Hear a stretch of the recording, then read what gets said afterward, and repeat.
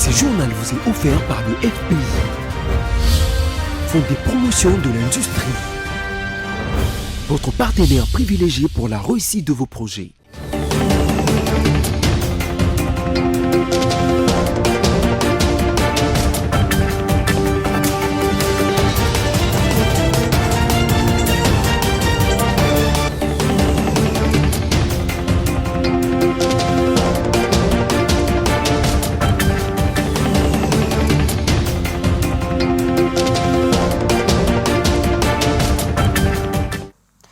Très heureuse de vous retrouver en ce début du week-end pour une nouvelle session d'information sur BC Télévision. Bienvenue à tous, le sommaire. Le gouvernement congolais demande des sanctions économiques et judiciaires contre le Rwanda et ses dirigeants à la suite du rapport des experts de l'ONU sur la République démocratique du Congo.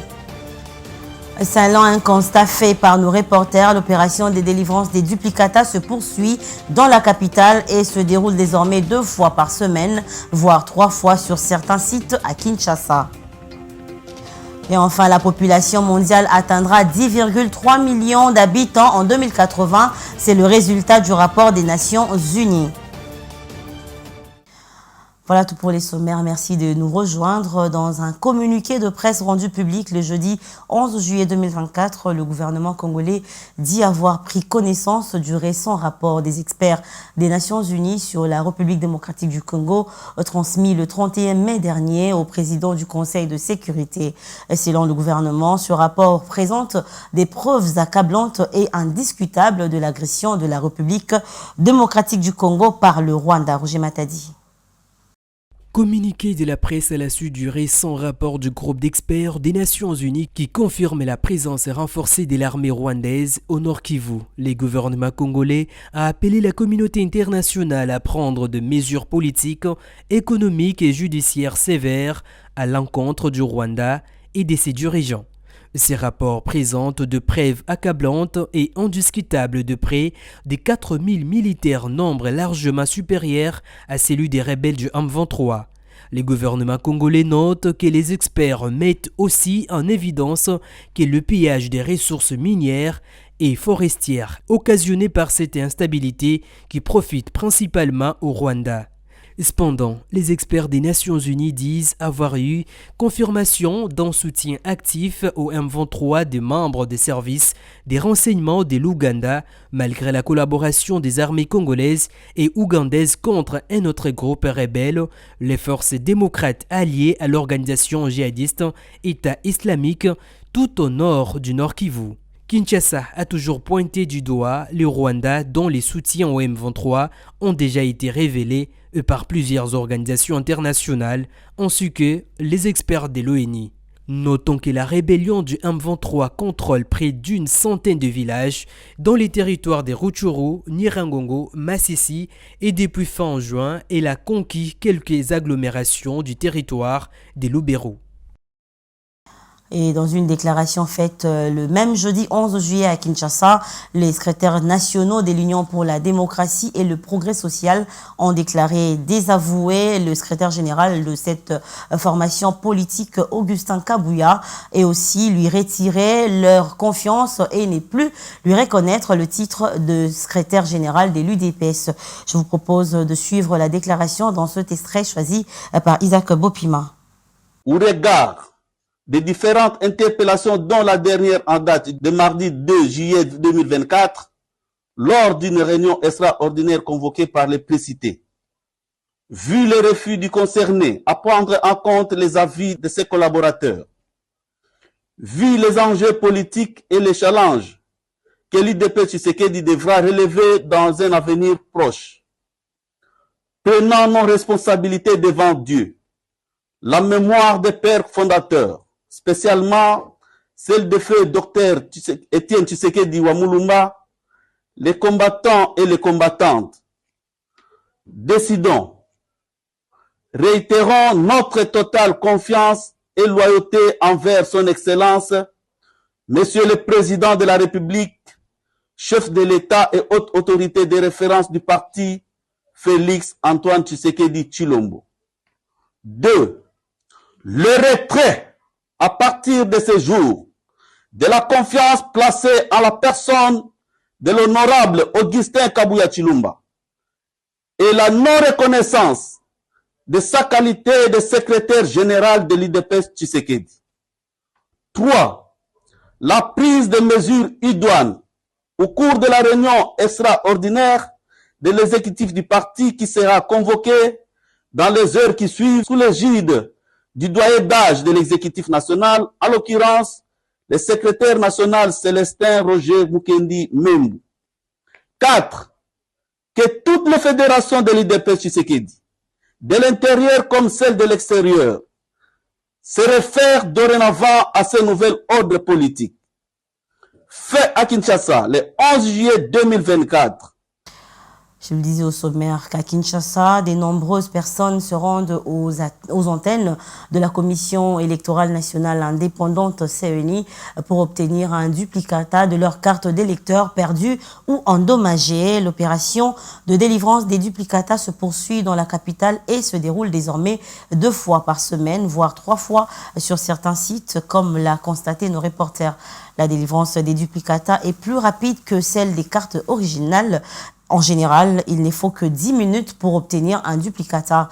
À Lingwala comme à Ngaliema, il faut d'abord inscrire son identité sur une nouvelle liste. L'opération est gratuite, mais ceux qui ont perdu leur carte doivent présenter un procès-verbal obtenu auprès de la police moyennant 10 000 francs congolais.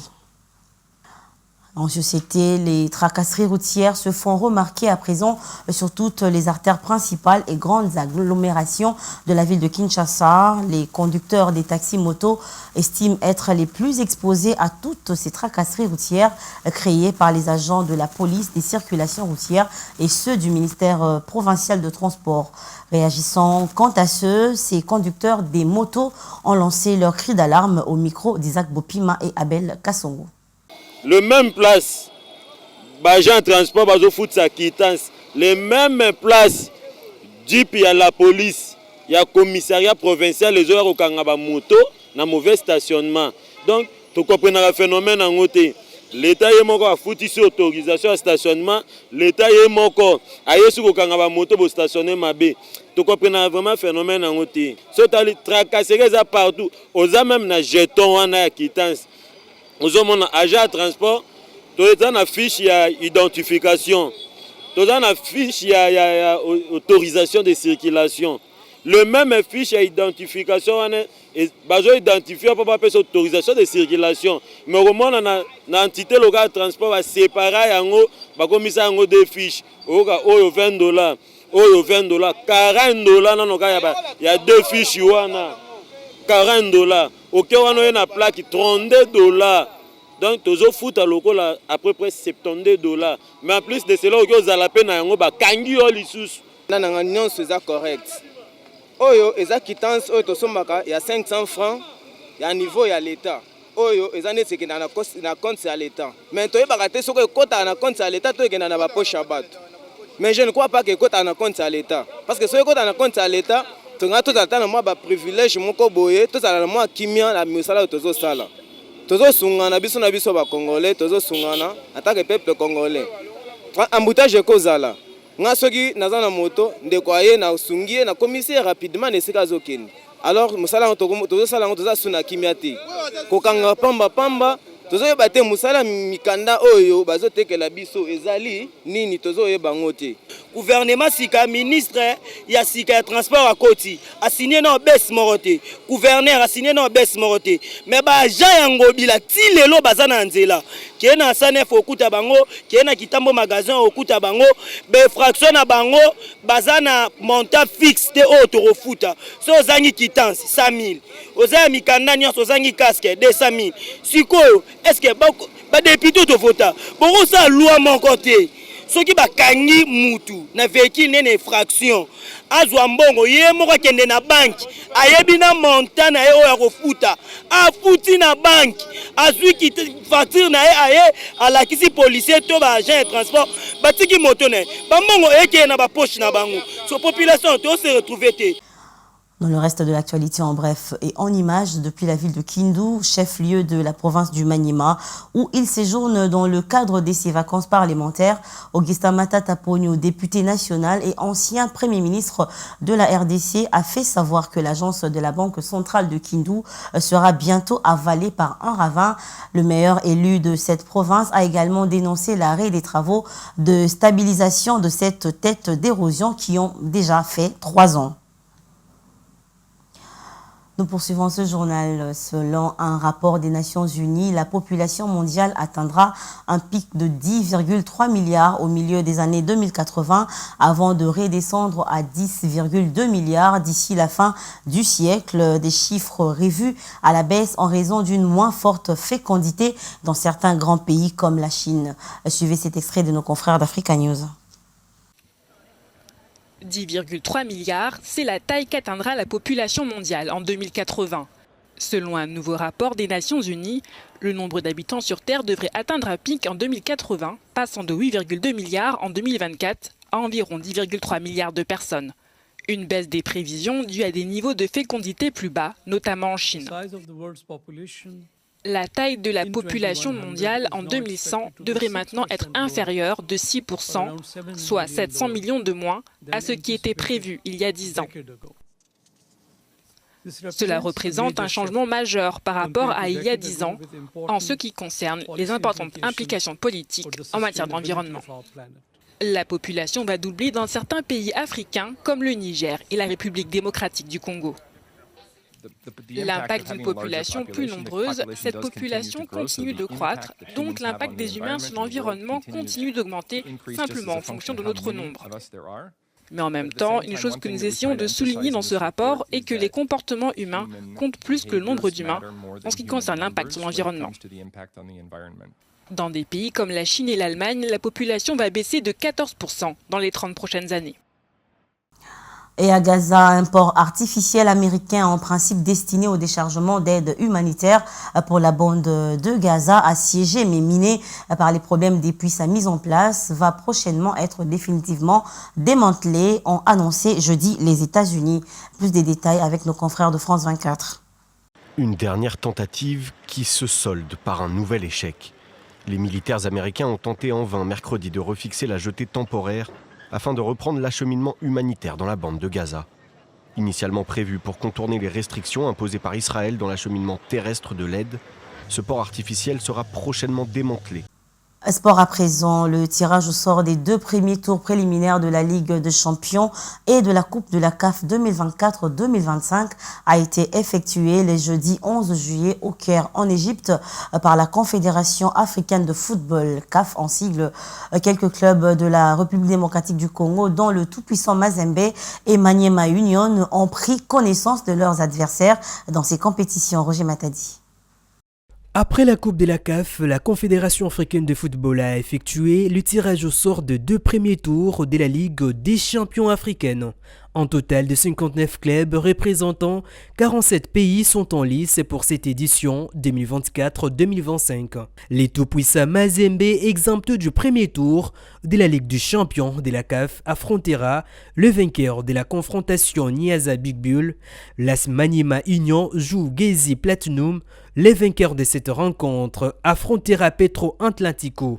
En couple de la CAF, exempt du premier tour, le FC Lupopo croisera au second tour les vainqueurs du match FC Bravos d'Angola contre Coastal Union SC de la Tanzanie. Asvita Club affrontera au deuxième tour les FC des Swaziland et les FC d'Afrique du Sud. Les 16 équipes du second tour accéderont à la phase des groupes, mais bien avant, les tours préliminaires allés se jouera du 16 au 18 août, la manche et les retours du 23 au 25 août de cette année.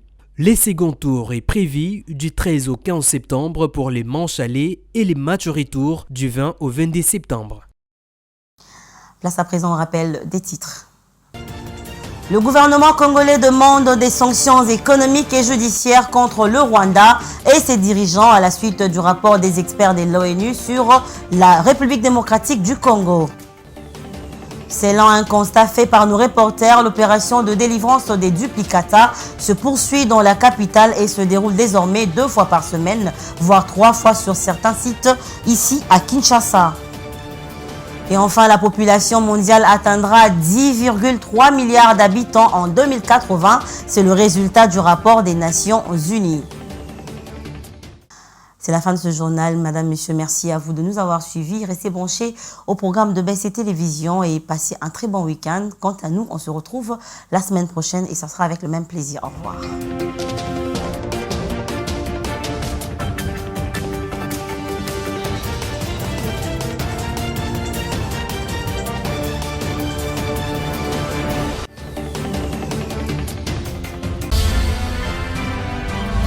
Ce journal vous a été offert par le FPI, Fonds des promotions de l'industrie, votre partenaire privilégié pour la réussite de vos projets.